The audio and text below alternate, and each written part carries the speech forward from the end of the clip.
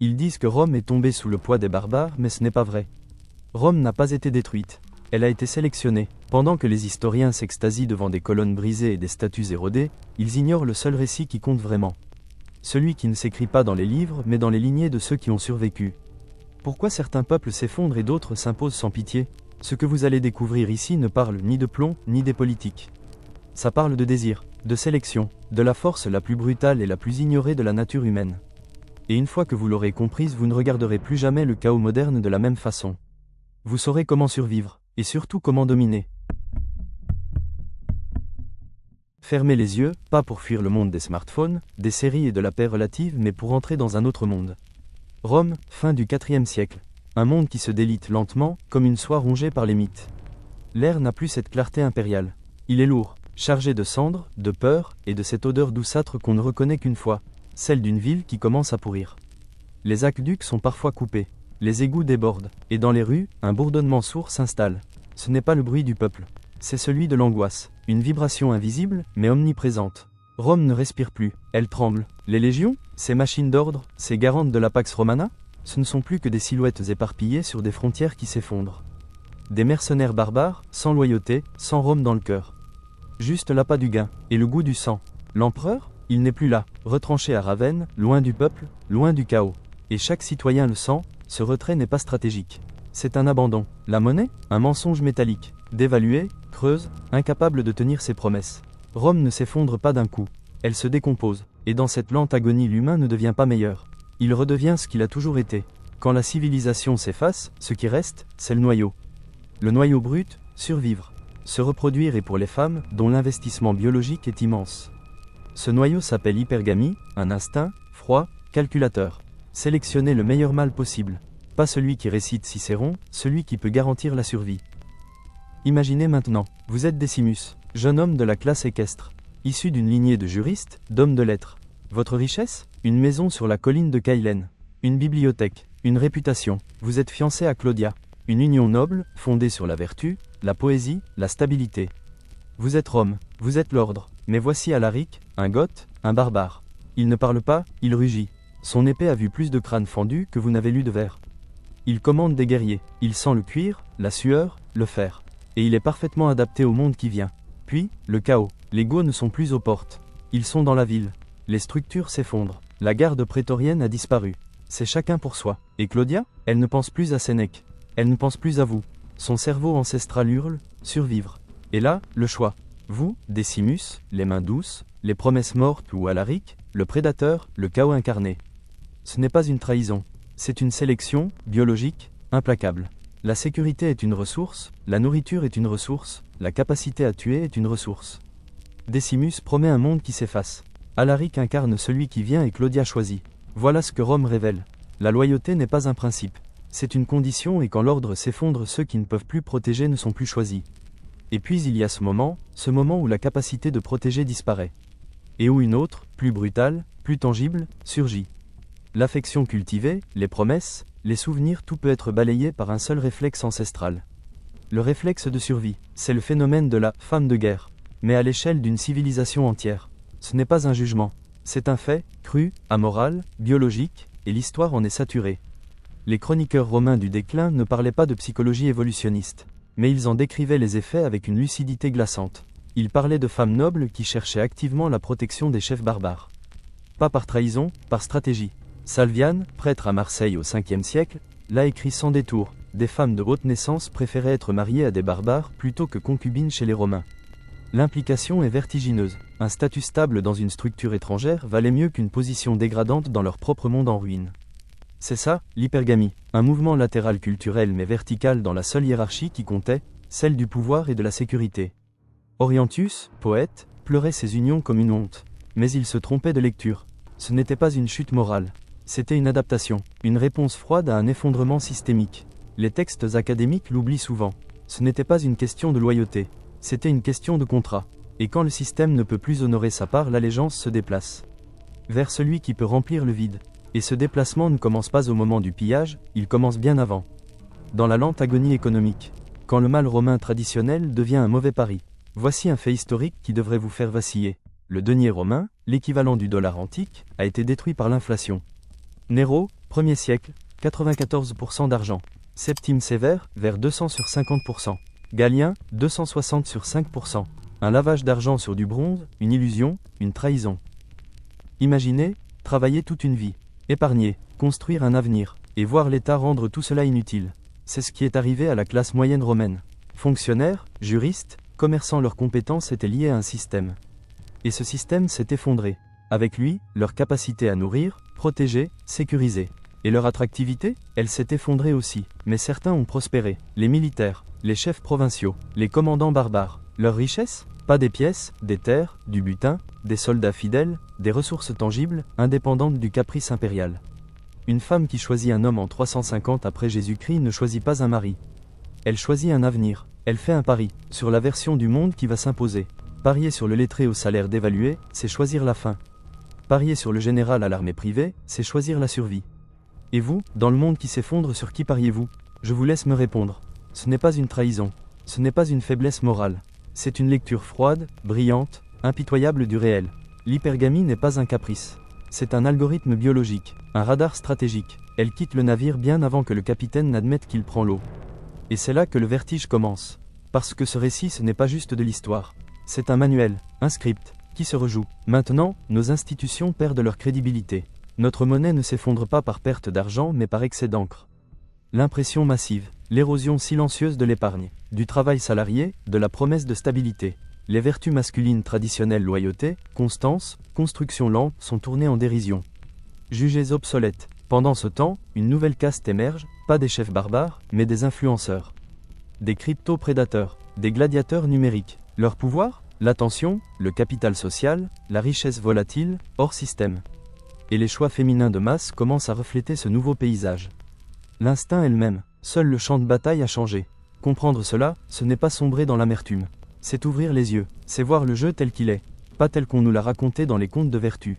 Rome nous enseigne une vérité brutale, la civilisation est un accord temporaire.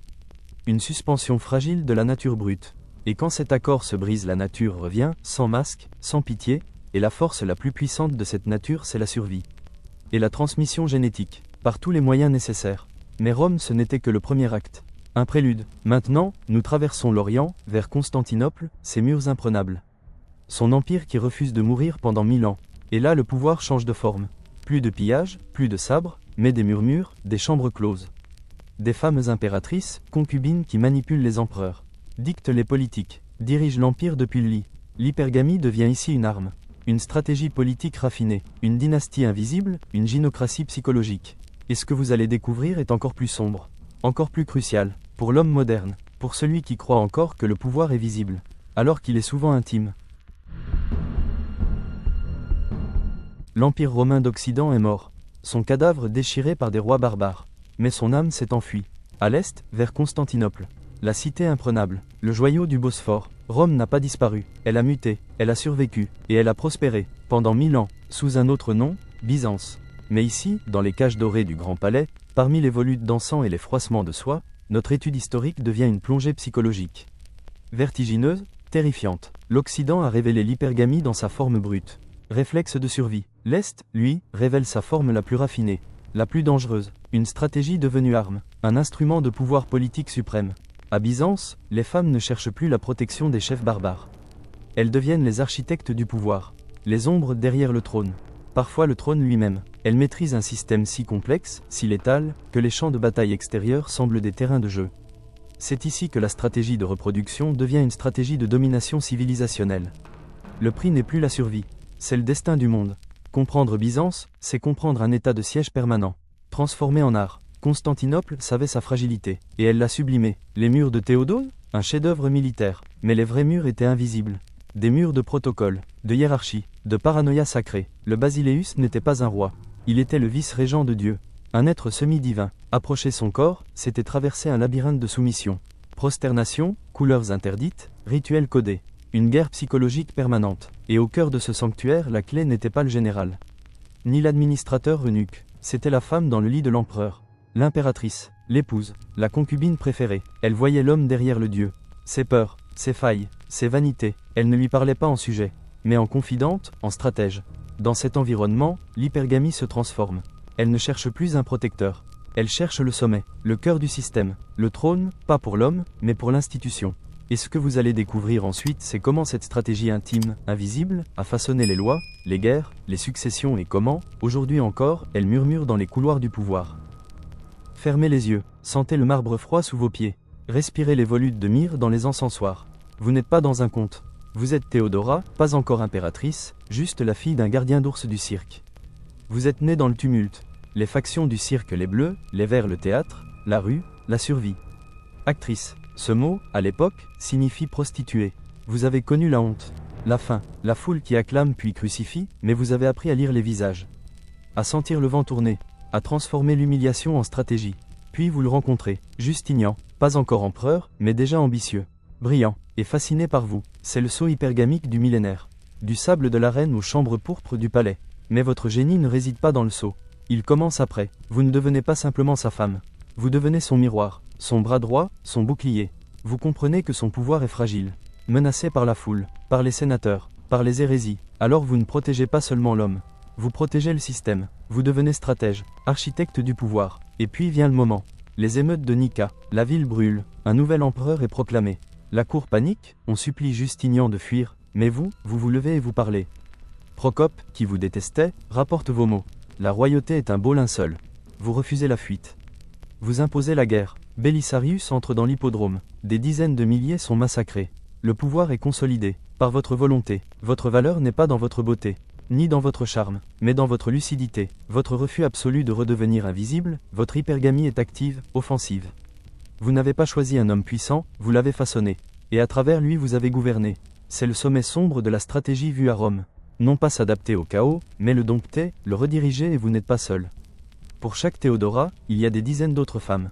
Moins spectaculaires, mais tout aussi létales. Le palais byzantin est un écosystème mortel. Et les femmes ses prédatrices les plus efficaces. Prenez la Porphyrogénita, la fille née dans la chambre pourpre. Un titre, un totem de légitimité impériale. Autour d'elle, les stratégies d'accouplement deviennent labyrinthiques. Chaque alliance est une guerre froide, chaque mariage, une manœuvre géopolitique. Ce n'est plus la survie, c'est l'ingénierie du destin. Et ce que vous allez découvrir ensuite, c'est comment ces femmes ont redessiné l'histoire. Non pas depuis les champs de bataille, mais depuis les draps. Elles étaient pions et joueuses à la fois, offertes pour sceller des alliances mais capables, une fois mariées, de tordre le destin à leur avantage. Plus insidieuse encore, la concubine impériale. Le lit de l'empereur, le mètre carré le plus disputé de la planète. Une femme belle, issue d'une famille mineure, pouvait propulser toute sa lignée vers la grandeur en devenant la favorite. Ce n'était pas une cour, c'était une guerre froide, esthétique, intelligence, intrigue. On ne se battait pas pour l'amour, on se battait pour l'héritier, pour devenir l'impératrice douairière, la régente, le pouvoir absolu pendant des années. L'hypergamie devient ici un projet dynastique, multigénérationnel, placer son sang sur le trône, et parfois éliminer celui qui l'occupe déjà. Regardez Irène d'Athènes, 8e siècle, elle aurait fait crever les yeux de son propre fils, l'empereur Constantin VI, pour régner seule. Elle n'était pas une mère, elle était une rivale, et elle est devenue la première femme à régner seule sur l'Empire romain. C'est le point final logique, glaçant, de l'instinct vu dans l'Occident en ruine.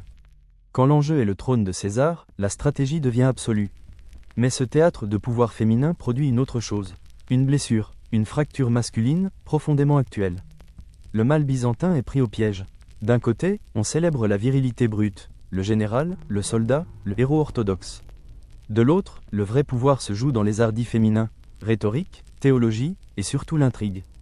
Le plus dangereux dans le palais n'est pas le plus fort, c'est celui qui murmure le poison le plus subtil, dans la bonne oreille, et cette oreille est souvent celle d'une femme. Alors comment être un homme, soldat loyal, et finir poignardé par un courtisan? Ou eunuque, castré mais puissant, intime des impératrices, maître des horaires et des chambres? C'est l'effacement lent de l'utilité masculine traditionnelle.